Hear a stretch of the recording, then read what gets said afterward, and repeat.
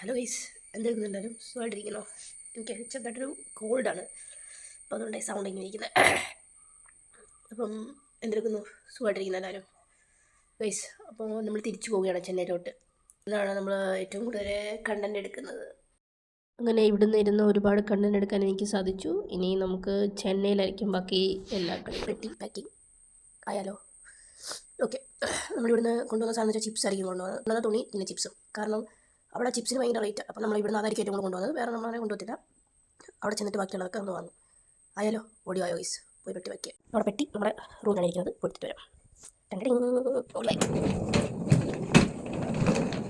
ഇതാണ് നമ്മുടെ പെട്ടി, ചെറിയ പെട്ടിയാണ് ഗൈസ്. അപ്പോൾ ഇത്രയും സാധനം എങ്ങനെ ഇതിനകത്ത് കുത്തിക്കയറ്റുക, അതാണ് നമ്മുടെ ലക്ഷ്യം.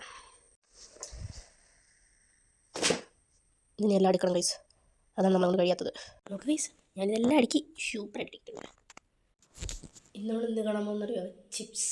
അതാണ് നമ്മുടെ മെയിൻ സാധനം. എടുത്താലോ?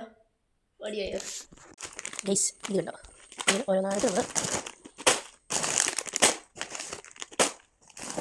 നമുക്ക് ഇടയ്ക്കിടയ്ക്ക് തിന്നാൻ വേണ്ടി. ഇതിനൊക്കെ അവിടെ എന്ത് വിലയാണെന്ന് എനിക്കറിയില്ല ഗൈസ്. ഇത് നമുക്ക് അവിടെ പിന്നെ കിട്ടത്തില്ല, അതുകൊണ്ടാണ് നമ്മൾ ഇത് എടുക്കുന്നത്. എല്ലാം നമ്മൾ രണ്ട് മാസം ഗൈസ്.